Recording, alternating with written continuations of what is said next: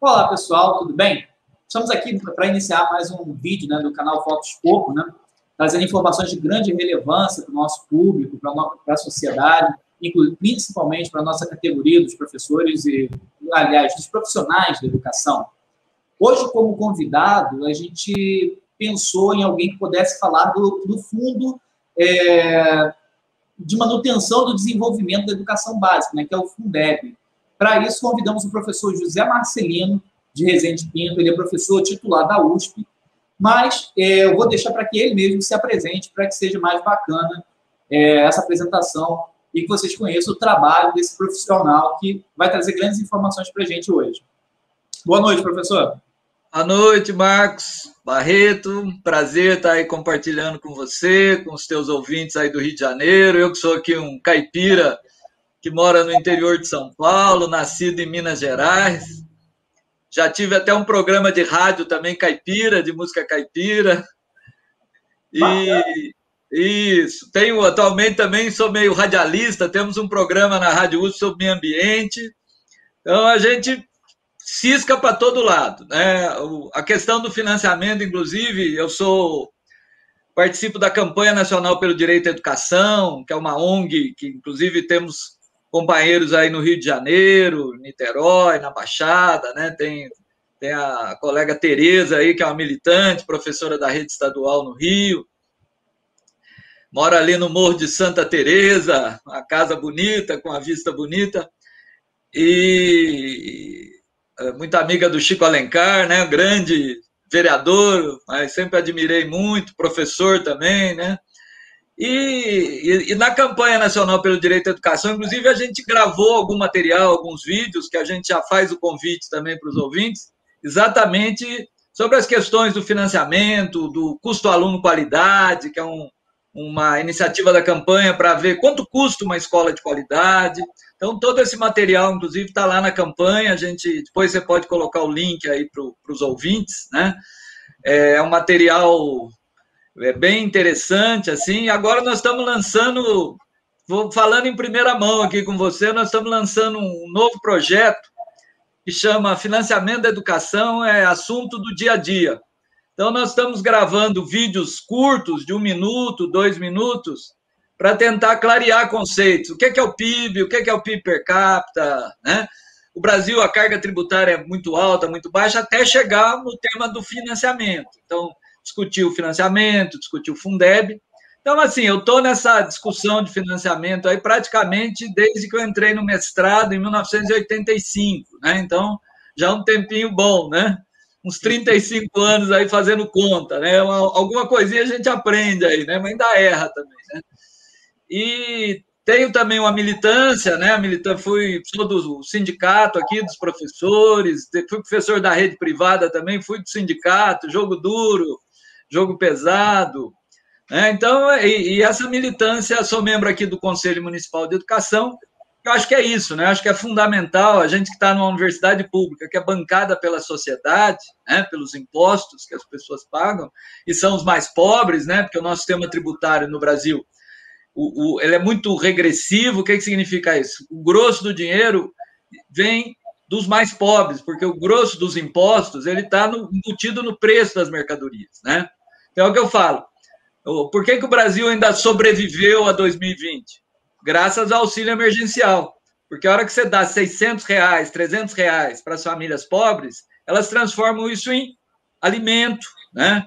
Paga a conta de água, paga a conta de luz, e isso automaticamente vira imposto, né? Então, havia uma expectativa de, com a Covid, desabar a arrecadação no Brasil. E realmente, quando a gente analisou abril e maio, foi um desastre, Marcos. A arrecadação desabou. Mas a hora começou a entrar o auxílio emergencial, aí a gente vê como o Brasil é pobre, como o Brasil é desigual. Houve uma inversão e praticamente a gente fechou o ano quase que empatado, quer dizer, né? Então isso mostra como uma política de distribuição de renda mais justa no Brasil, você não precisa nem aumentar a carga tributária, né? Agora precisa fazer mais justa. Mas já estou falando demais, né, Marcos? Era para me apresentar Aqui a gente é meio anarquista, viu? A gente vai, a gente volta, mas estamos aí. Está ótimo, porque é importante a gente lembrar desse ponto, porque esse momento de pandemia atingiu a todos, o mundo inteiro. E é importante saber da questão da arrecadação, né? Como essa arrecadação chega, como é que é a redistribuição de renda, como isso atinge as pessoas mais pobres, porque a educação pública atende os mais pobres, aqueles que mais precisam. Até mesmo das escolas, mas isso é até outro assunto, né, sobre o CAI, que ele vai fazer uma distribuição dos alimentos que a criança vai receber na escola, para poder também ajudar um pouco nessas famílias mais pobres. Então, são pontos que estão sempre amarrados, um no outro, e a gente acaba entrando no assunto. Não, eu acho que até pegando esse gancho da pandemia, é importante os pais, os professores saberem, porque tem muito secretário de educação falando que está sem dinheiro. E é mentira, entendeu? Porque, na verdade, primeiro, o Fundeb acabou recuperando, né? A arrecadação foi recuperada, e mais do que isso, Marcos, o auxílio emergencial que foi para os municípios, né? Eu acho que eram 60 bilhões, 10 bilhões, né? Foram para a saúde, o resto era para aplicação em geral, né? E até onde a gente tem acompanhado, esse dinheiro não foi para a educação. E como as escolas ficaram fechadas, e eu particularmente defendo escolas fechadas, acho realmente um risco muito grande, né? A gente sabe como é o arranjo das nossas escolas, 40, 50 alunos por turma, né? Às vezes não tem água, né? O Rio de Janeiro a gente acompanha, mas não é só no Rio, né? Não tem água, quando vem água, vem aquela água barrenta, que eles mandam a pessoa beber, mas o cara lá do setor de água não bebe, né? Então, assim, quer dizer, é importante a população saber que muitas vezes a Secretaria de Educação, inclusive, economizaram dinheiro nessa pandemia, né? Porque não abriram as escolas, não teve consumo de luz, de água, e esse dinheiro poderia estar sendo utilizado exatamente, não desviar da educação, né? Porque o dinheiro da educação é sagrado, mas poderia estar pensando políticas de melhorar os equipamentos dos professores, né? Por exemplo, comprar notebook para os professores, melhorar a internet nos bairros de periferia, porque a gente sabe que as famílias mais pobres não puderam acompanhar as aulas, né? Além das dificuldades naturais, pelo fato de simplesmente você não ter um Wi-Fi acessível, né? Gratuito, né? Até porque o Wi-Fi no Rio, muitas vezes, a internet é dinheiro das milícias, né? Então, quer dizer, se o Estado entrasse, né, com a rede sem fio gratuita dos bairros populares, você, inclusive, tirava esse mercado, né, da milícia, né? Inclusive, né, a questão da internet, hoje em dia, né, qualquer internet, quem tem a internet paga, em torno de R$100, o cara tem acesso a 200 mega. Se isso fosse redistribuído, né, de uma maneira, não precisava ser de 50 mega, mas se fosse 5 mega para cada um, é o suficiente para ter acesso à internet em casa. Um pouco precário, mas teria o acesso, né? Então isso seria garantido. O Fundeb, né, foi criado em 2007, certo? Mas antes existia o Fundef. Isso, vamos contar um pouquinho a história então, né? Isso, você poderia contar a diferença do Fundef para o Fundeb e depois a gente pega o novo Fundeb. Então vamos lá. Tem chão aí. Bom, a gente, na verdade, tem que começar em 1934, viu, Marcos? Por quê? Porque em 1934 o Brasil colocou uma coisa muito inovadora na sua Constituição Federal, que era dizer que uma parte da arrecadação dos impostos, obrigatoriamente, é que para manutenção e desenvolvimento do ensino. 1934, né? Então, na época era um percentual e isso foi, sempre que vinha uma ditadura, isso caía da Constituição. Então, veio a ditadura de Vargas em 1937, caiu. A gente chama de vinculação, ou seja, é um dinheiro carimbado, é um dinheiro sagrado. Aí veio 46, redemocratizou o Brasil, volta a vinculação. Aí veio o golpe de 64, os milicos derrubam a vinculação.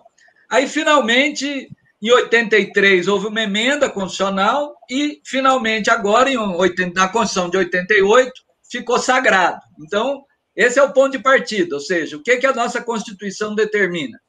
De cada R$100 de dinheiro que o governo federal arrecada de impostos, não é tudo que ele arrecada, esse é um problema, porque o governo federal não arrecada só impostos, né? A contribuição da Previdência é um tributo que a gente paga, mas não é imposto, né?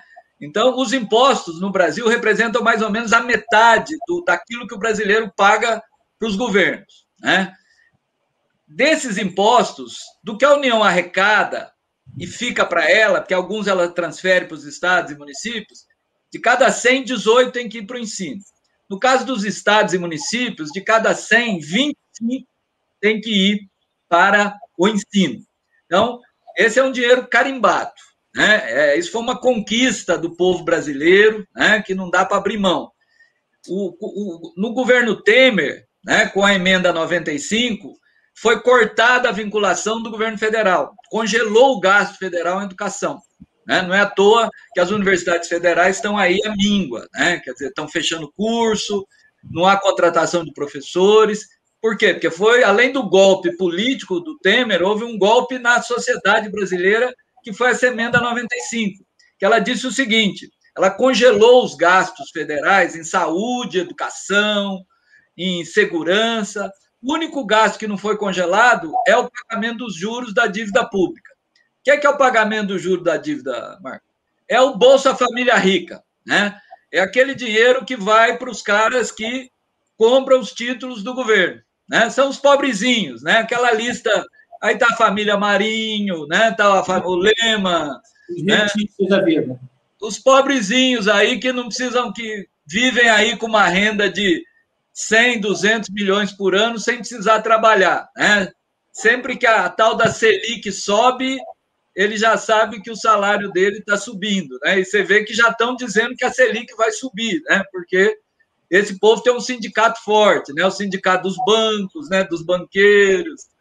Então vamos voltar lá. Então, quer dizer, hoje essa vinculação dos 18% para a União está congelada, não é mais 18%, é um valor fixo. Para estados e municípios ainda está valendo. Então, de cada 100, 25 para o ensino. Então, isso foi uma conquista em 80, né? A partir de 88, cravou lá na Constituição. Isso foi muito importante, né? Por quê? Porque ele garante um patamar de financiamento. Mas tinha um problema, tem um problema, né?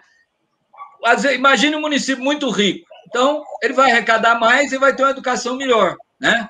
O município mais pobre, ele vai arrecadar menos e vai ter uma educação pior.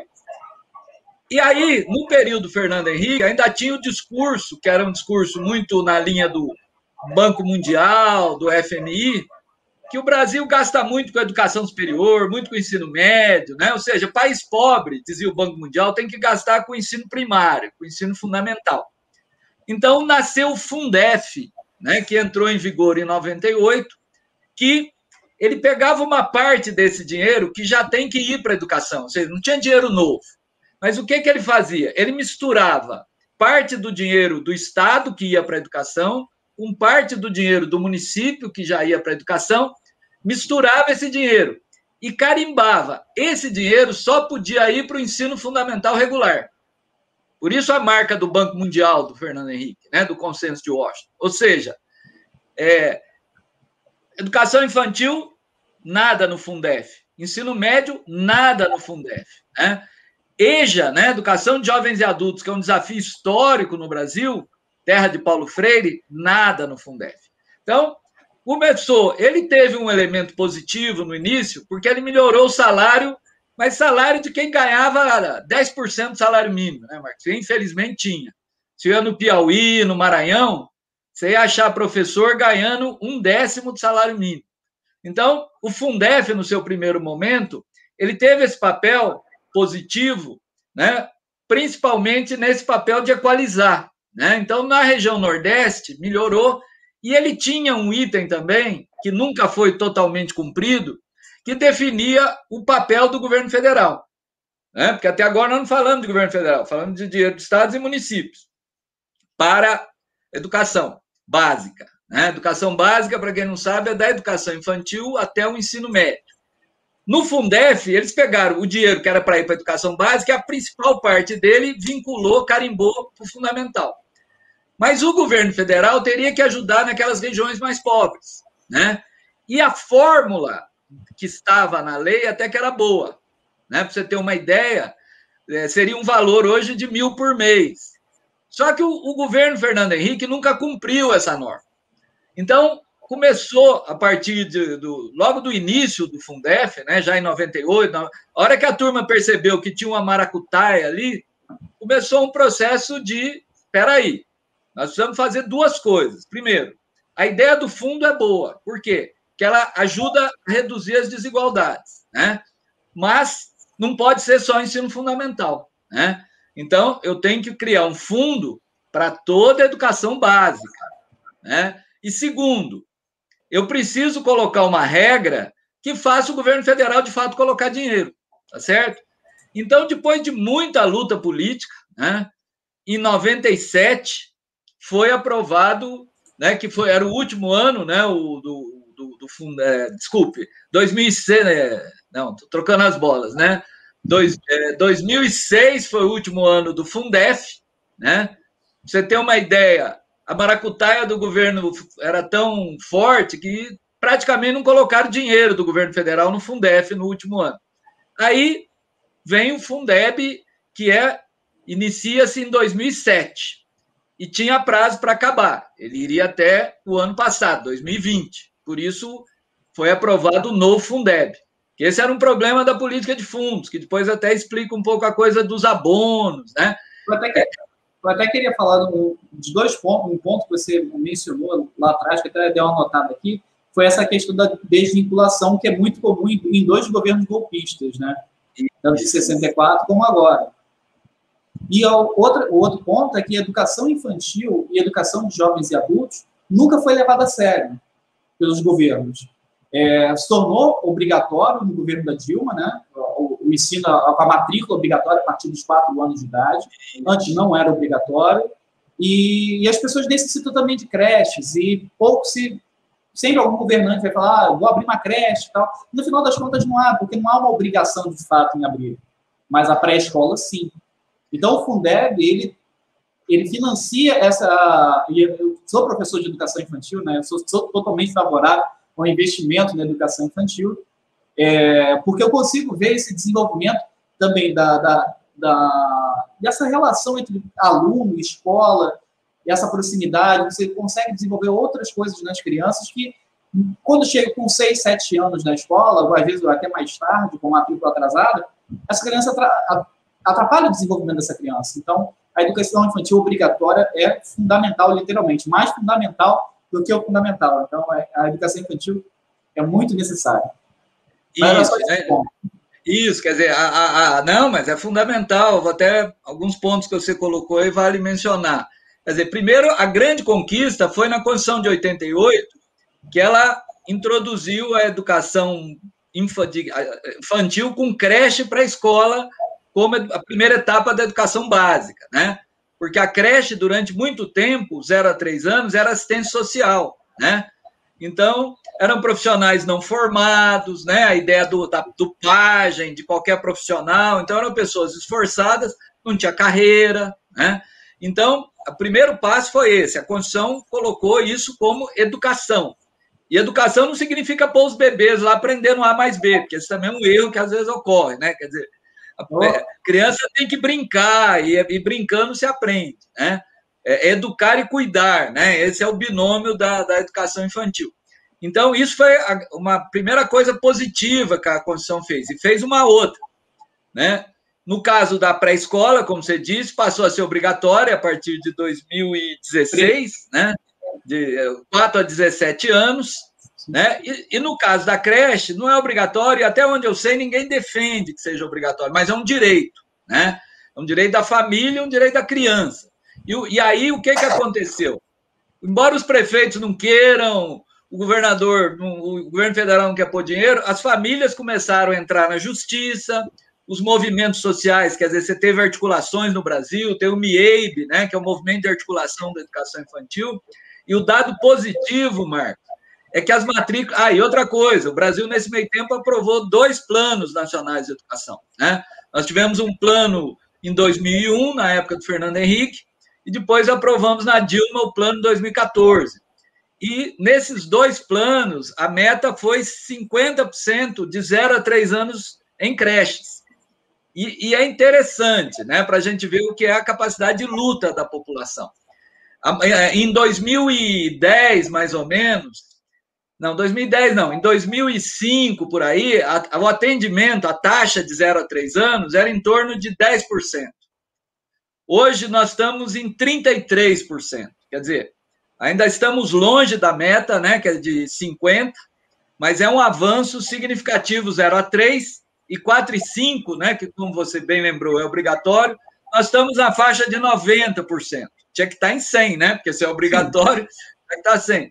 Mas avançamos bastante, quer dizer, então, isso é mérito da Constituição, as pessoas batem na Constituição de 88, a nossa Constituição ela é fundamental, né? Ela tenta fazer um estado de bem-estar social no Brasil, e os golpistas, como sempre, querem, né? Basta ver a aprovação desse presidente golpista com os empresários, né? 70%, quer dizer, isso mostra também uma visão limitada, né, da elite econômica brasileira, né? Quer dizer, às vezes a elite política ela é um pouquinho mais lúcida, até porque ela depende do voto do povo, né?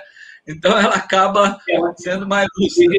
A dependência, o bom senso é o voto, né? Então, eu voto lá na frente o meu bom senso, e aí eles passam a dialogar. Eles não são suicidas, né? O diálogo da parte deles tem sido difícil. Bom, aí vamos retomar o Fundeb, né? Então, vamos lá. Então, os movimentos sociais iniciaram esse processo de um novo Fundeb, né? A campanha lançou a bandeira Fundeb para valer, né? Porque num determinado momento, no governo Dilma, se tentou criar um Fundeb sem creche. Aí houve uma reação muito grande da sociedade, e o Congresso finalmente aprovou o Fundeb com toda a educação básica, ou seja, da creche até o ensino médio, incluindo educação de jovens e adultos, educação do campo, educação especial, que a gente chama de modalidades, né?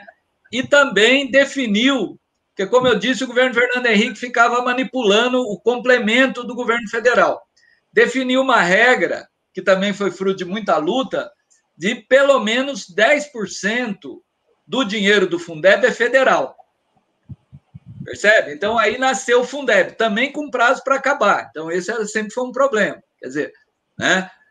Por exemplo, muito prefeito, muito governador não dava uma carreira para os professores, que dizia, mas o fundo vai acabar, então como é que eu vou fazer uma carreira depois o fundo acaba? Essa era a grande desculpa, né? Você querendo, a gente até pode discutir aquela ideia do abono, né? O abono do Fundef, o abono do Fundeb, que o professor fica esperando no fim do ano, né? Muitas vezes esse abono ele é vinculado à nota, desempenho dos alunos, ao IDEB, né? Vira quase uma chantagem. Eu sempre falo para os professores o seguinte, fique de olho aberto, porque se o teu prefeito, se o teu governador está dando muito abono no fim do ano, é porque ele está te pagando pouco. Porque o abono, na verdade, o que é? É aquele dinheiro que tinha que estar indo para o seu salário todo mês e que o governador e o prefeito não põe, não paga pouco. E aí ele vai acumulando esse dinheiro. Porque esse dinheiro tem que ir para salário, percebe? Então, aí o que acontece? Ele vai acumulando. Aí chega no fim do ano, sobra esse dinheiro, né? Por quê? Porque ele pagou pouco. Aí ele transforma aquilo no ato benemérito, como se ele fosse bom, né? Bem, então vai parecer que era um bom prefeito e tal, voltando a esse ponto, né? Achar que o prefeito era bom, o prefeito é gente boa, porque ele está pagando o Fundeb. O resíduo, no caso. Isso. Na verdade, quer dizer, se uma secretaria de educação é bem administrada, não tem que sobrar muito dinheiro no final do ano. Né? Por quê? Porque você tem como prever, o salário é todo mês, tem 13º, então tem que ter planejamento. Então, não caiam na conversa do abono. Né? Eu sei que é bom, né? Todo mundo gosta, mas fique sabendo que aquela bolada que você está recebendo no fim do ano, você tinha que estar recebendo todo mês uma parte dela. Então, escalonado nos 12 meses. Isso, é um dinheiro que está tirando do teu bolso mesmo, entendeu? Ele tira um pedaço daquilo que ele tinha que te pagar e depois te dá no final do ano como se fosse bondade. Né? Eu queria perguntar para você, né, quais as regras, né, do Fundeb de aplicação. É uma pergunta básica, mas necessária. Onde, de fato, o Fundeb pode ser aplicado na educação? Isso. Vamos primeiro entender como é que o dinheiro funciona. Então, a gente fala o Fundeb, mas na verdade são 27 Fundebs.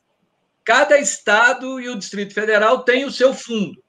Então, por exemplo, o Rio de Janeiro não manda dinheiro para São Paulo, não manda dinheiro para o Nordeste. O dinheiro fica dentro do estado.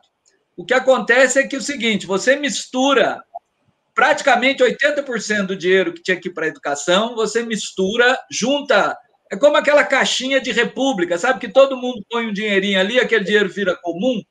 É mais ou menos essa a ideia, quer dizer, no banco, é o Banco do Brasil, mistura o dinheiro de todos os municípios, por exemplo, o estado do Rio, né, 20% das transferências que eles recebem. Então, 20% do ICMS, 20% do FPM, do IPI exportação, isso, e pega a mesma coisa, 20% do ICM do governo estadual. Esse dinheiro é misturado, então por isso é que ele equaliza, percebe? Quer dizer, aquele município que está mais rico, ou aquele estado, como acontece no Rio, que municipalizou muito, então ele passou as matrículas. Então, antes, o estado que municipalizou muito, ele ficava na boa, porque ele tinha o dinheiro e não precisava ficar com os alunos, né? O Fundeb não, ele vincula.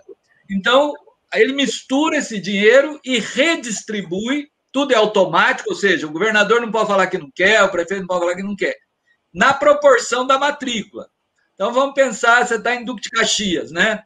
Então, vamos pensar que a matrícula da educação básica de Duque de Caxias, e aí no Fundeb tem uma ponderação, ou seja, uma matrícula de creche vale mais que uma matrícula de ensino fundamental. Então, mas tem uma soma, né? Então, vamos dizer que essa matrícula ponderada de Duque de Caxias corresponde a 5% da matrícula do estado do Rio total. Então, Duque de Caxias, de 10 em 10 dias, ele vai receber 5% do fundo, entendeu? É assim que funciona. Então, de 10 em 10 dias, vai pingando esse dinheiro na conta na proporção da matrícula. Para que esse dinheiro tem que ser utilizado?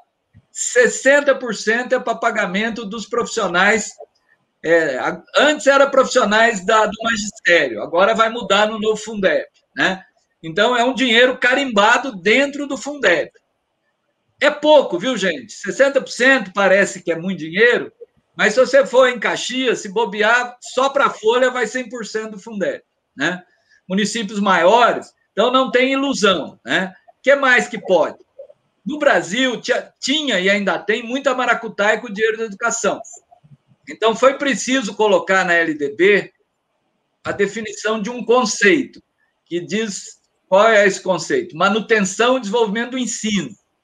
E aí a lei diz o que é ensino, o que não é. Então, por exemplo, merenda escolar não é dinheiro para ensino. Então, eu não posso pegar dinheiro do Fundeb e usar para merenda escolar. Ah, mas e como é que fica a merenda? Tem uma outra fonte que é o salário educação, né? O salário educação, ele financia o Programa Nacional de Alimentação Escolar, o PNAE, né? E, além disso, os municípios têm uma cota municipal de salário educação e o Estado também tem uma cota estadual de salário educação. É dinheiro que, em geral, é usado para melhorar a merenda, para uniforme escolar.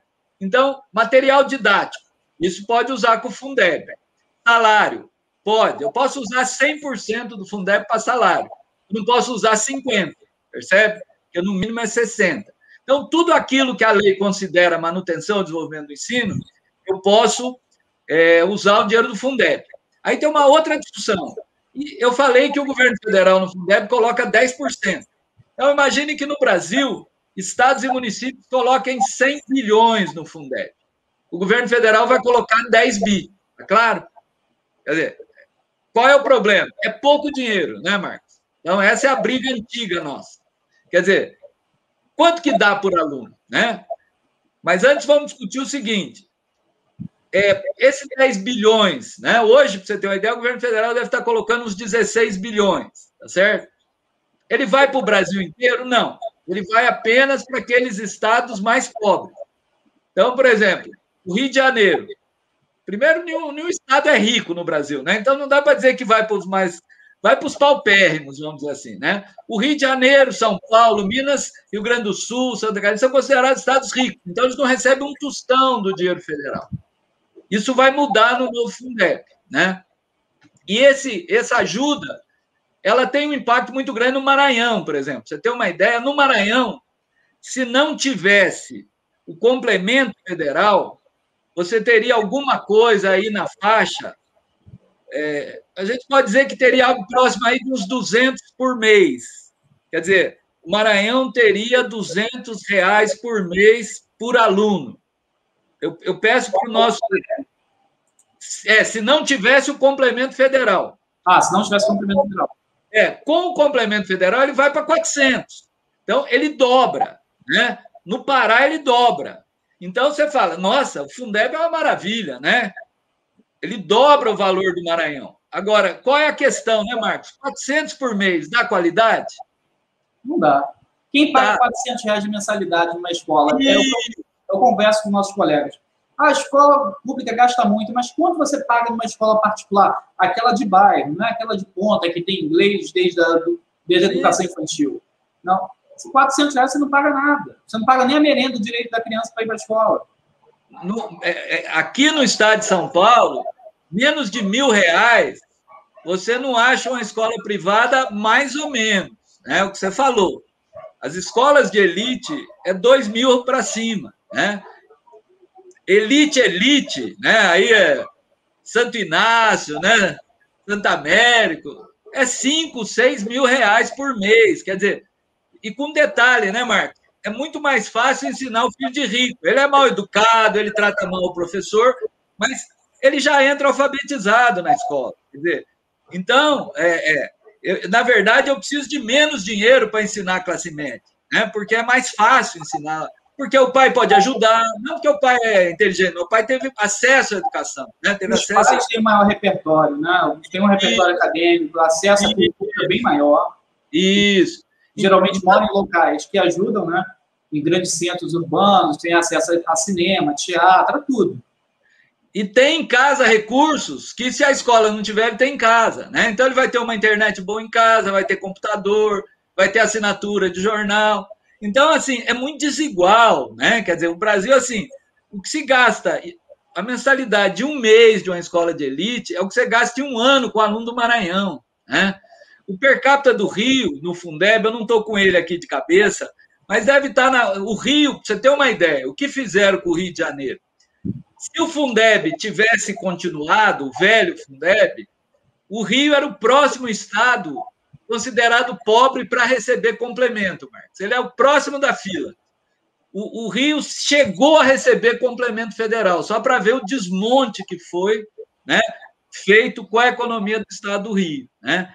Então, assim, o modelo do Fundeb era esse, quer dizer, ele era igual, ele equalizava, mas ele equalizava nos mais pobres, né? Quer dizer, então, o per capita do Fundeb, quer dizer, o valor mensal, mesmo nos estados como São Paulo, por exemplo, não chegava a 550 por mês, percebe?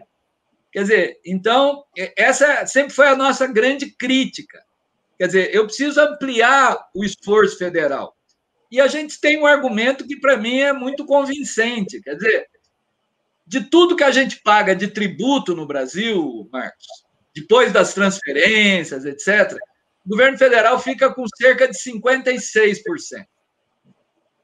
Como é que ele bota só 10% no Fundeb? Tá certo? Quer dizer, quem arrecada mais tem que colocar mais, né? Você vai lá, o governo federal coloca dinheiro na educação superior. É verdade, mas mesmo que eu some o que ele coloca na educação superior, ainda é 1/5 do que se gasta em educação no Brasil, ou seja, 80% da educação brasileira, e aí estou colocando a educação superior, é estado e município. Quer dizer, o governo federal, que é o mais rico, é quem menos contribui, né, seja a educação como um todo e particularmente a educação básica. Então, quer dizer, essa é uma luta histórica, né?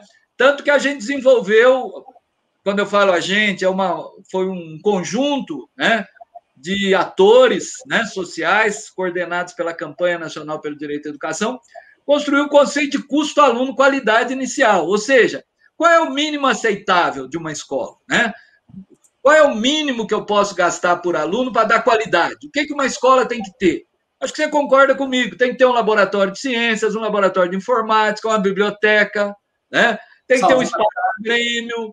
A quantidade de alunos por turma ela tem que viabilizar um ambiente de ensino e de aprendizado adequado, né? Ela não pode ser muito grande, porque as escolas muito grandes, elas não são administráveis.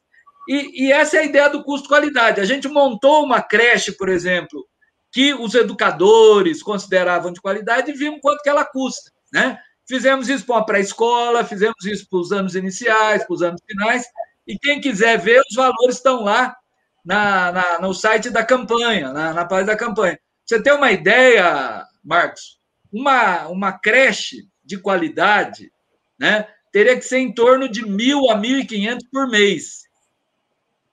O Fundeb dá em torno aí de 500, 600 por mês, quer dizer, é um terço. E aí ocorre um problema que deve ocorrer aí no Rio. No Rio eu sei que ocorre, que é o quê? Em vez da prefeitura construir uma creche, ela faz convênio com uma ONG.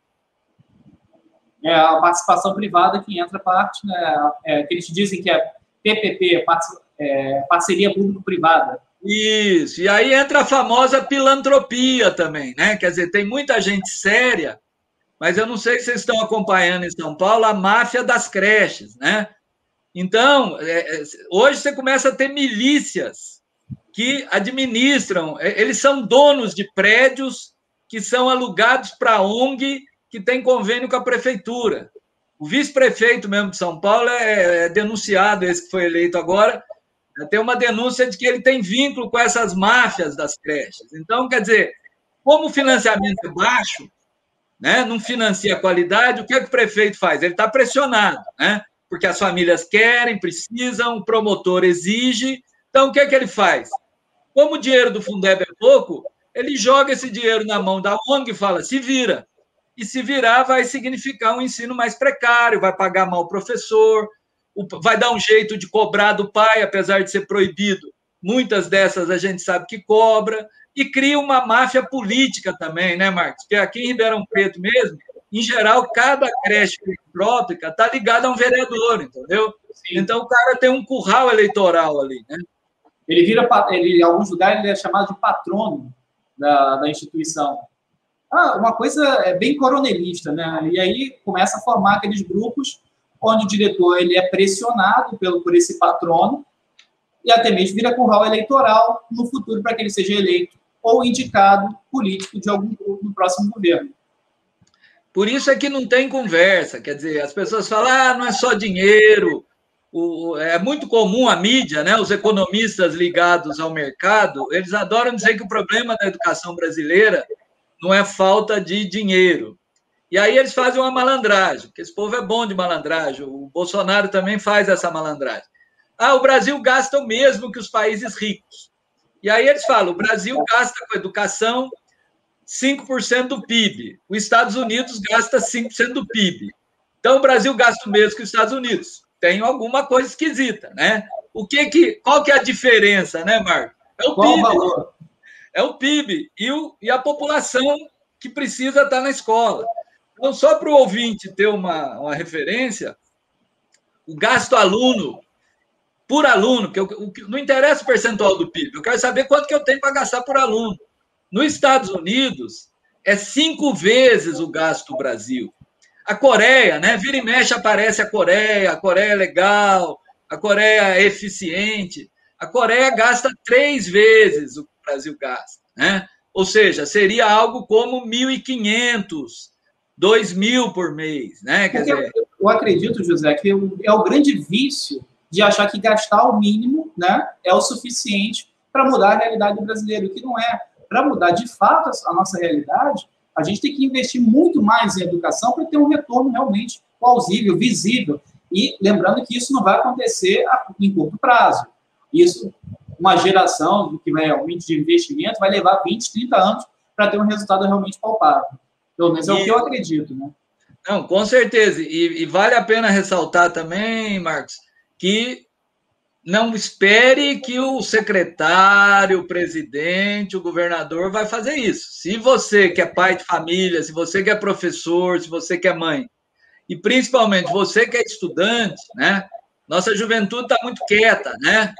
Estudantes do ensino médio, quer dizer, a gente tem visto muito lá no Chile, né? O Chile é o que o Paulo Guedes queria fazer no Brasil, privatizar, né? fazer voucher, né? Você teria o Vale Gás, igual você tem o Vale Gás, o Vale Leite, você teria o Vale Escola. Você imagina o que ia virar. Os estudantes lá no Chile, semana sim, a outra também estão na rua, né? Então, quer dizer, só vai ter educação de qualidade o dia que o povo brigar, né? Para a elite, e principalmente para a elite política, agora eu estou falando da elite política, quanto mais analfabeto, mais ignorante o povo, melhor, né? Porque vai mantendo eles no poder. Então, acho que é importante. Bom, agora, para não perder o fio da meada, eu queria comentar uma coisa da discussão do Fundeb também, que eu acho que é interessante. Quer dizer, primeiro, lembrar isso. A gente acha que o Fundeb é uma coisa federal. Não é. O dinheiro do Fundeb é basicamente dos estados e municípios. O governo federal coloca 10%. Depois vai melhorar um pouco, nós vamos falar mais para frente. A outra questão é que, às vezes, as pessoas acham que o dinheiro da educação é só o Fundeb. E não é. Então, a gente estava conversando antes aqui, né? Você citando o município de Niterói e o município de Japeri. Um paga bem melhor do que o outro. Quer dizer, como é que pode? Porque o Fundeb, o valor por aluno do Fundeb, Marcos, dentro de cada estado é o mesmo. Entendeu? Então, o Fundeb por aluno de Japeri é o mesmo Fundeb por aluno de Niterói, é o mesmo Fundeb por aluno de Duque de Caxias e o mesmo da rede estadual. Bom, então, o que explica a diferença? O que explica a diferença é que o dinheiro da educação não é só o Fundeb. Então, o que é o dinheiro da educação? No caso dos municípios, eles têm que destinar 25% da arrecadação do IPTU, do ISS e do imposto de venda de imóveis, o ITBI, 25% tem que ir para a educação. E esse dinheiro não está dentro do Fundeb, é um a mais. Além disso, 5% daquilo que vai para o Fundeb, um adicional, também está fora do fundo. Então, na verdade, os municípios têm 3 grandes fontes. Na verdade, tem mais uma no caso do Rio, que também vou citar. O 25% da arrecadação própria, os 5% da cesta do Fundeb e mais o Fundeb. Então, por que Niterói paga muito melhor? Porque Niterói é uma cidade turística, cheia de prédio, muitos prédios ali são de moradores do Rio de Janeiro, moradores de outros municípios, então arrecada muito IPTU, né? Não sei se tem porto, Niterói, se tem movimento, mas também tem estaleiro, isso tudo gera muita arrecadação. Para vocês terem uma ideia, aqui em Ribeirão Preto, que também é um município de 700 mil habitantes, o recurso para a educação é 2 vezes o Fundeb. Ou seja, o plus do município é do tamanho do Fundeb. Então, isso permite que o município aqui pague um salário inicial de professor na faixa de 4, 5 mil reais, que é o dobro da rede estadual. Mas se eu vou no município próximo, aqui é Barrinha, aí pode ser Japeri, aí é o Fundeb. E o Fundeb, o prefeito vai pagar, não sei quanto paga em Japeri, mas é isso, quer dizer, ele vai pagar ali a miséria, né? Vai pagar o piso, né? Porque tem que pagar o piso, né? E vai segurar dinheiro ainda para fazer um populismo aí no fim do ano. Então, acho que essa é uma outra informação importante. O dinheiro, porque muitas vezes o secretário engana, às vezes até o sindicato, que fala, não, mas o dinheiro do Fundeb, mas não é só o Fundeb, né? Mesmo uma prefeitura pobre, ela tem pelo menos mais uns 25 além do Fundeb. Quer dizer, então tem que esse dinheiro. Né? Isso, então tem que dos conselheiros fiscalizar. E aí nós temos um problema, né, Marcos? Porque uma conquista importante desde o Fundeb são os conselhos, os CACs, Conselhos de Acompanhamento e Controle Social. Então, são conselhos, por que chama controle social? Porque eu tenho controle do Legislativo, que são os tribunais de contas. Né? Aí tem o Nicolas Davis, um grande pesquisador de financiamento, um abraço para o Nicolas aí, sou grande admirador dele, professor da Federal Fluminense, grande pesquisador dos tribunais de conta, que ele mostra que são tribunais de faz de conta, muitas vezes, né? Agora está melhorando, viu? Vamos dizer que deu uma melhora grande, tem muito trabalho sério de Tribunal de Contas fiscalizando a educação. Mas o que é o CACs? O CACs é a população fiscalizando. Então, tem professor, tem diretor, tem estudante, tem pai, né? Tem representante do Conselho Municipal. É um conselho que fiscaliza o dinheiro do Fundeb. ele pode pedir folha de pagamento, ele pode visitar a escola. Agora, ele tem um problema, Marcos. Primeiro, o problema de disponibilidade das pessoas, né? Quer dizer, é pai, é professor. Então, muitas vezes, você sobrecarrega, né, a sociedade civil. Esse é um problema dos conselhos no Brasil, uma certa sobrecarga. Outra coisa, muitas vezes a pessoa não tem o conhecimento técnico também, né? A gente briga muito, porque quem dá suporte para esse conselho é a Secretaria de Educação. Mas se o conselho vai fiscalizar a Secretaria de Educação, como é que ela pode dar o suporte? Né? Quer dizer, você entrega para a raposa vigiar o galinheiro. Né? E tem outro detalhe, é que as reuniões são feitas em horários que o trabalhador não pode participar. Isso. A gente... Então, professores, às vezes, não são liberados, e por lei deveria ser... Isso. Então, assim, e tem um outro problema, né? A gente está falando dos problemas, é bom, viu, gente? Quer dizer, o conselho é legal. Mas qual é o outro problema, além de todos eles que nós falamos? Ele fiscaliza só o dinheiro do Fundeb. Então, no Fundeb é mais difícil fazer maracutaia. Mas aí o prefeito pode fazer a maracutaia com o dinheiro além do Fundeb. Porque o conselho do Fundeb não pode fiscalizar. Né? Quem deve fiscalizar é o Conselho Municipal de Educação. Mas muitas vezes o Conselho Municipal de Educação nem sabe que tem esse dinheiro a mais, né? Então, esse é um... Aí até é importante, acho que aproveitar esse espaço que você está dando, né? Eu sou do sindicato, eu sou professor, eu quero saber o dinheiro da educação do município. Hoje eu participei, inclusive, eu trabalhei no INEP em 2003, e participei da ideia da elaboração desse instrumento que chama CIOP. Então, a sugestão que eu dou para as pessoas entre aí no programa de busca, escreva CIOPE com E no final, né? SIOPE. E põe FNDE, que aí vai te jogar no site do FNDE. E lá você procura os relatórios municipais e tem estaduais. Então, por exemplo, Japeri, você tem como ver lá quanto que Japeri gastou em 2020 em educação. E lá é importante porque não tem só o Fundeb, tem todo o dinheiro.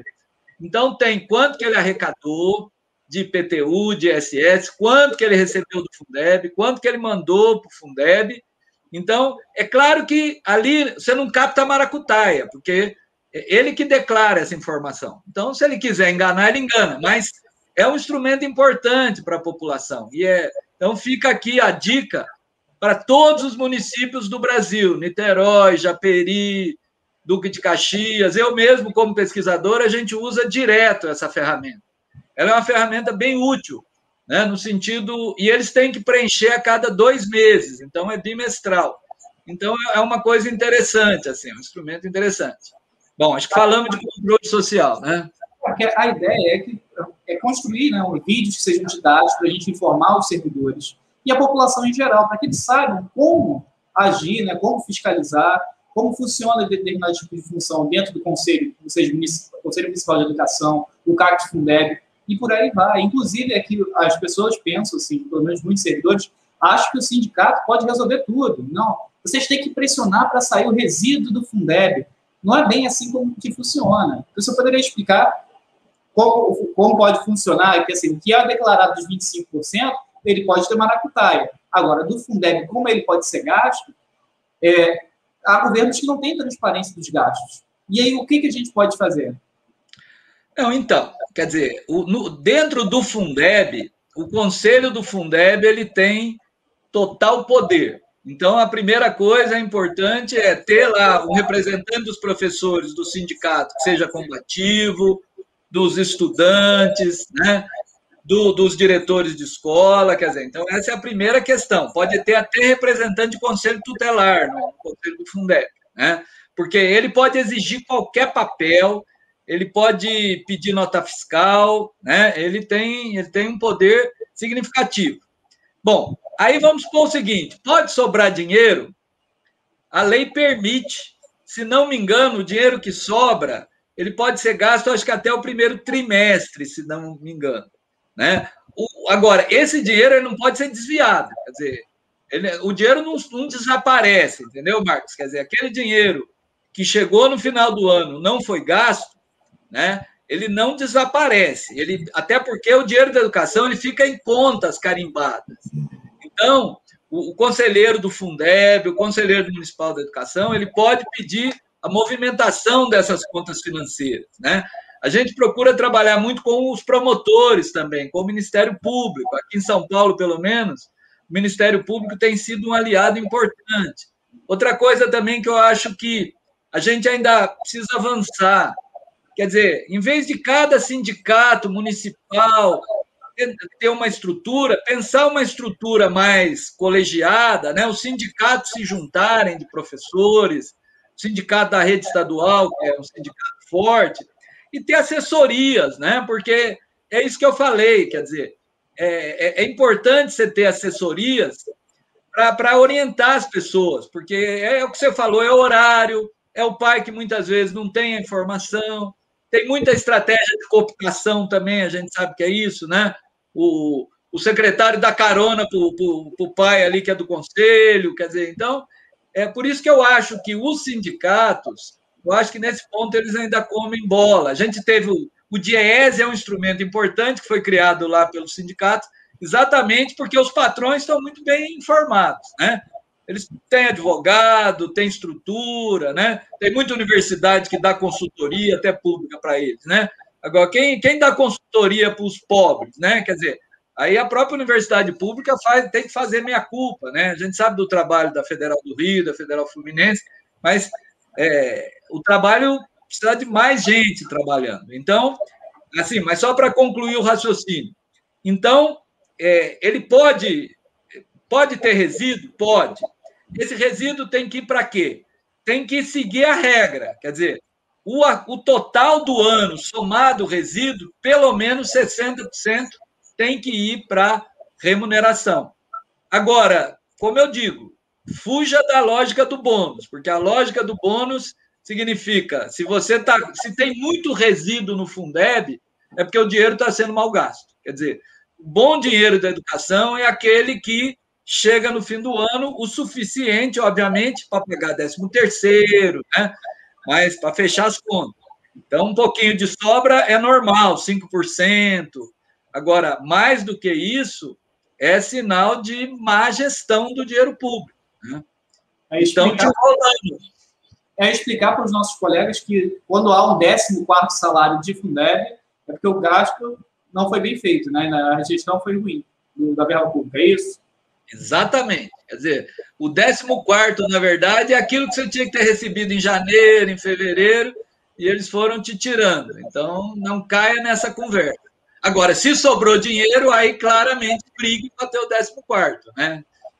Aí tem que ter, não tem como fugir.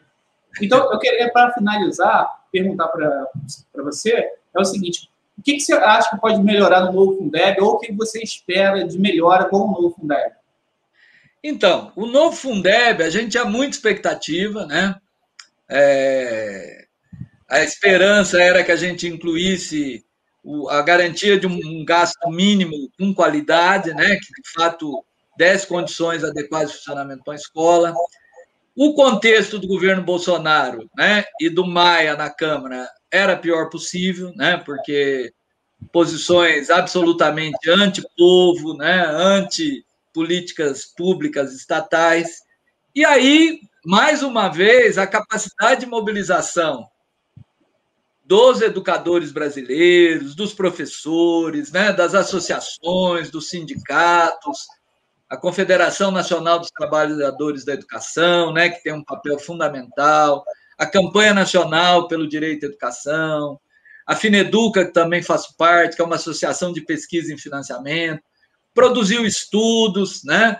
Houve toda aí também eu não entendo nada de web, não. É um tuitaço, um zapaço aí, um punhado de coisa.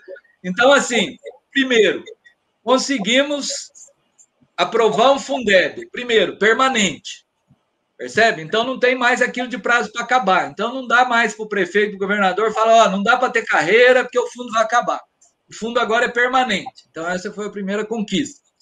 Outra conquista importante, muito governador pega dinheiro da educação para pagar aposentado, professor aposentado. Sacanagem, né? Não é que o aposentado não tenha que receber. né? Mas se eu estou tirando dinheiro da educação para pagar o professor aposentado, eu estou baixando o salário do professor da ativa e do aposentado ao mesmo tempo, né? Então, isso está proibido agora, né? Está proibido. Ou seja, o dinheiro da educação e dentro dele o dinheiro do Fundeb é para professor nativa. O aposentado não vai receber? É óbvio que vai receber. E, ao garantir o dinheiro para ativa, eu ajudo a melhorar o salário do professor nativa e, automaticamente, eu melhoro o do aposentado, né? Então, na verdade, é uma conquista não só para os professores da ativa, mas também para os aposentados. Terceira conquista importante. Colocou-se na Constituição a necessidade da existência desse padrão mínimo de qualidade, do CAQ, do custo aluno qualidade. Ou seja, o padrão de financiamento não pode ser 25%, o 20% do Fundeb, o complemento de 10%. O princípio deve ser o seguinte, que é o que o mundo faz, né, Marcos? Qual é o mínimo para ter qualidade? Eu tenho que fazer as contas, quer dizer, porque o Brasil funciona o seguinte, olha, gente, o que tem para educação é isso, se virem. Mas isso que está aí, como a gente já acho que provou hoje, não dá qualidade, dá 400 por mês, dá 500 por mês. Então, o conceito do CAC é o seguinte, qual tem que ser esse mínimo? Né? Eu te diria que hoje teria que ser algo próximo de 1.000 por mês. Né? A gente tem feito, digamos assim, numa política de longo prazo, pelo menos chegar nos 700 por mês. Né? Que o novo Fundeb, infelizmente, não vai chegar. Né? Mas está lá o princípio. Então, isso foi uma conquista importante. Outra vitória, talvez a mais surpreendente, foi ampliar a contribuição federal, como eu te falei. Quer dizer, hoje no Fundeb, o governo federal entra com 10% do que estados e municípios entram. No novo Fundeb, ele vai entrar com 23%. Quer dizer, se eu penso que ele ainda fica com a metade de tudo que a gente paga, é pouco. Né? Eu defendo que ele entrasse com a metade, né, do que estados e municípios. Então, estado e município estão pondo 100 e o governo federal tinha que colocar 50. Não, ele vai colocar 23. Mas é um avanço, porque antes ele colocava 10. Né? Então, foi um avanço. Mas a alegria de pobre dura pouco. Né? Então, é em doses homeopáticas. Então, vai atingir os 23%, Marcos, só em 2026. Esperamos que até lá não tenha Covid e estejamos vivos, né? Então, assim, são doses muito homeopáticas, tá certo? Vai aumentando progressivamente, o próximo, esse ano, acho que é 12,5, eu não vou saber de cabeça, mas isso as pessoas localizam fácil. O importante é que vai aumentando gradativamente. Uma outra mudança que é positiva. Como eu disse hoje, o modelo de complemento federal só vai para estados muito pobres. E tem um problema que é o seguinte, em estados muito pobres, eu posso ter um município muito rico, tá certo? Tem uma indústria. Esse município também recebe, né? O que não deixa de ser injusto. Então, o que vai ficar? Do complemento federal, os 10% que vão continuar indo pela regra velha, não vai mudar. Mas 10,5% novo, quer dizer, do novo 10,5%, esse vai, antes de ser distribuído, ele vai olhar a riqueza de cada município e de cada governo estadual. Então, se eu tiver um município muito pobre no Rio de Janeiro, hoje ele não recebe, até o ano passado, ele não recebia complemento federal.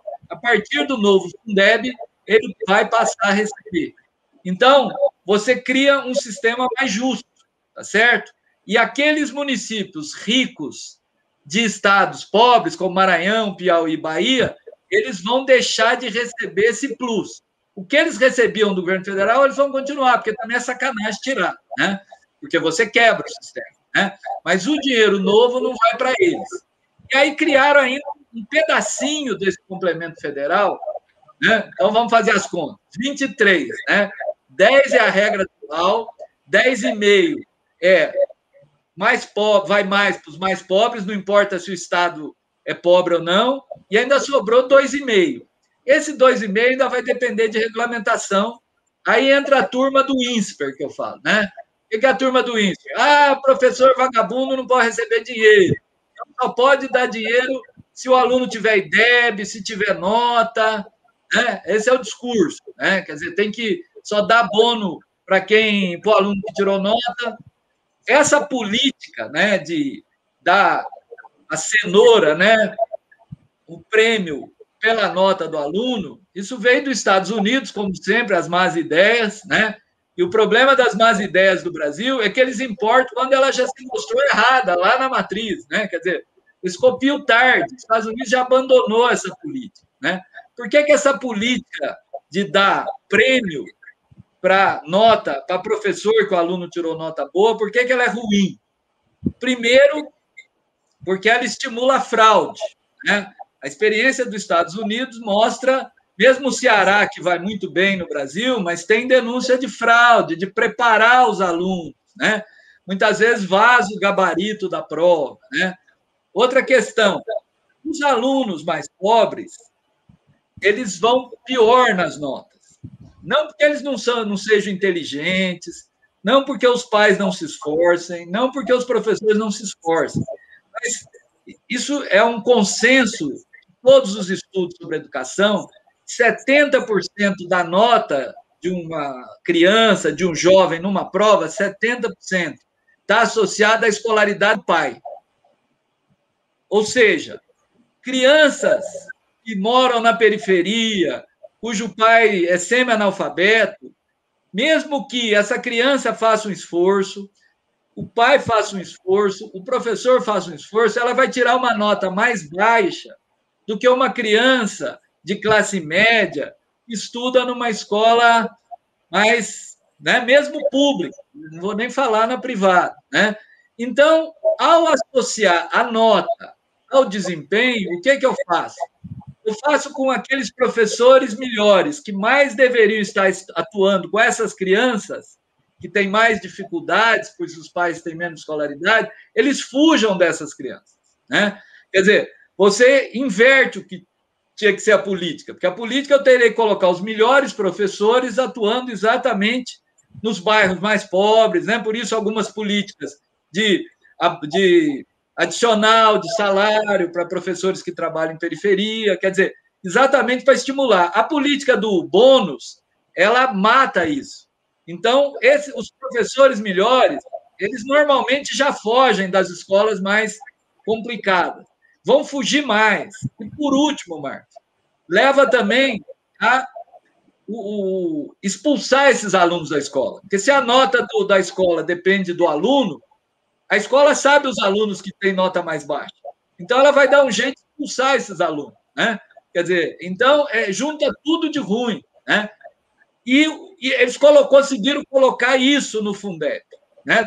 Associar uma parte do dinheiro federal à nota. Mas nem tudo está perdido, porque se conseguiu colocar lá, além do chamado aprendizado, e nota não é sinônimo de aprendizado, então essa é uma questão também, né?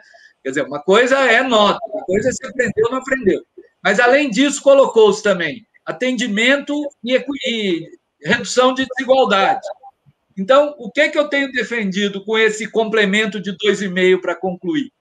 Que se eu não tenho atendimento, você concorda? Se a criança está fora da escola, como é que eu posso dizer que tem aprendizado e como é que eu posso dizer que tem equidade?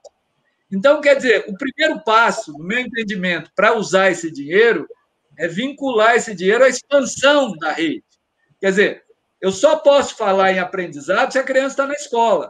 Então, enquanto a criança não está na escola, esse 2,5 de complemento, o que nós temos defendido no âmbito da Fineduca e a campanha? Que vá para garantir essa criança dentro da escola, seja numa creche, seja numa pré-escola, seja no ensino fundamental, seja no ensino médio, seja numa classe de EJA ou de educação especial. Então, é muita informação, né? Tem hora que eu acho que eu me perco um pouquinho, mas... Não, está indo muito bem, porque realmente é muita coisa que a gente precisa dialogar, que a população não tem acesso, nem os servidores mesmo têm acesso a esse tipo de informação, que deveria fazer parte da formação continuada dos profissionais de educação. Não só, porque se for para pensar, na graduação ele tem que aprender isso. Não tem como. São 4 anos de graduação, não dá para aprender tudo. Muita coisa a gente aprende na prática. Isso. Então, a formação continuada de administração pública, pelo menos do financiamento da educação, deveria ser parte integrante da formação continuada, que está prevista na LDB, né? Da formação continuada do profissional, se eu bem me lembro, artigo 69. Então, tem que aprimorar junto, porque, de repente, esse professor, se ele se aprofundar, se ele for interessado no assunto, ele pode até vir a compor o governo ou ser conselheiro. Então, tem que ter esse estímulo, pelo menos é esse caminho que a gente acredita que a gente deve seguir. Com certeza. E só complementando, eu acho que é importante também, pelo menos nos cursos de pedagogia, você ter a disciplina Financiamento e Educação, né? Aqui a gente tem no curso aqui de pedagogia da USP de Ribeirão Preto. São Paulo eu acho que não é obrigatório, aqui é obrigatório. Mas eu acho que a gente precisava fazer uma campanha aí, os sindicatos, os professores, para garantir pelo menos um semestre, né? Aqui a gente tem um semestre de disciplina obrigatória e financiamento de educação. Então, pelo menos, é o que eu falo, feijão com arroz não dá para dizer que não sabe, né? Eu falo, tem que saber o básico. Virou secretário de educação e fez maracutaia, não tem desculpa da ignorância. Porque aí a gente acaba com esse problema. Todo mundo sabe como funciona. Se todo mundo sabe, ninguém enrola ninguém. Esse é o melhor caminho. Isso, perfeito. Marcos, eu não sei, eu acho que é mais ou menos por aí. Eu acho que a gente conseguiu colocar os pontos centrais, né? Tá certo. Não, tá ótimo. Eu vou fazer só um pouquinho aqui. Olha, a gente agradece a participação do professor José Marcelino, agradece ele ter aceito o nosso convite, né, para conversar com a categoria, para explicar como funciona o Fundeb. Ainda tem muito o que aprender, a gente tem muito para aprender sobre esse assunto, a gente vai trazer novos entrevistados, né, para falar sobre os conselhos, a atuação do conselho, e o quanto maior número de informações, melhor para a gente. Então, muito obrigado a todos, obrigado, professor, uma boa tarde, boa noite, um bom dia para quem for assistir a hora que for assistir. Passo a palavra para o senhor. Eu que agradeço, Marcos. Foi uma alegria muito grande compartilhar esse tempo com você, né, com os ouvintes aí. Quer dizer, eu vou fazer propaganda também da Fineduca, né? A nossa associação, ela tem uma revista que chama Revista Fineduca. Então, se vocês colocarem aí num programa de busca, e lá a gente tem a gente só escreve sobre financiamento e educação. Então, nós temos lá uma quantidade muito grande, né, de material, de artigos, então, sobre conselhos, sobre dinheiro, sobre falta de dinheiro, sobre o Fundef, sobre o Fundeb. E a mensagem que eu digo é o seguinte: não existe qualidade da educação se não tiver financiamento. E não vai ter financiamento adequado se os professores, se os pais, se os estudantes não pegarem no pé dos gestores, né? Então, o tema parece que é difícil, mas não é. Muita gente tenta complicar exatamente para que as pessoas desistem, né? As pessoas desistam, e a mensagem que eu passo é o seguinte: vá atrás, né? Vai atrás, porque é a única. O Brasil está no momento crítico da sua história, né? A gente está, principalmente com a emenda constitucional 95, né? Como eu disse. Por quê? Porque a grande esperança do Brasil é o governo federal ampliar os investimentos, né? A gente viu isso na questão do auxílio emergencial, né? Então, isso foi possível porque se suspendeu o efeito da emenda constitucional 95, né? Agora voltou o efeito da 95. Então, o risco que nós temos nesse 2021 é muito maior do que 2020, né? Porque da noite para o dia foram cortados todas as fontes que estavam exatamente minorando o efeito da crise, né? E isso me parece intencional, quer dizer, o nosso governo federal está jogando no quanto pior, melhor, né? Ele sonha realmente com um golpe, ele sonha, né, com um novo golpe 64, a gente sabe que ele não tem competência para isso, né? Como eu vi um cara falando, se esse ministro da Saúde administrasse a guerra do Paraguai, hoje nós estaríamos falando em espanhol, né? O Paraguai tinha vencido essa guerra. Mas nós temos que agir antes, né? Quer dizer, eu acho que é fundamental garantir um financiamento adequado para a educação e um financiamento adequado para a população brasileira. Quer dizer, eu acho que nós temos que estar organizados, né? A população já está voltando para as ruas, eu acho que isso é fundamental, óbvio que com o cuidado da pandemia, né? Com o distanciamento, mas o melhor antídoto para golpe é povo na rua, né? É povo organizado, é voltar para os sindicatos, é voltar para as associações. Esse é o único caminho, né? E agradeço muito aí a oportunidade dada pelo Marcos Barreto. É isso aí, pessoal. A gente chegou ao fim desse vídeo, né? Mas a gente vai continuar conversando aqui. Em breve, nós faremos outros vídeos para que a gente possa conversar e aprender um pouco mais sobre o financiamento da educação no Brasil. Um grande abraço e até mais.